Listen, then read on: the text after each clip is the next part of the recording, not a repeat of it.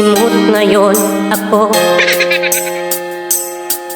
Inaamin ko, naubos na ang budget ko.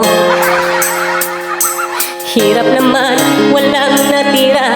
January pa lang, puno din na tuyo aking ulam. Yan agad aking ulam. Dapat pansin ko, lagi akong tulala. Dinitip ko, gastos kong malala. Wallet ko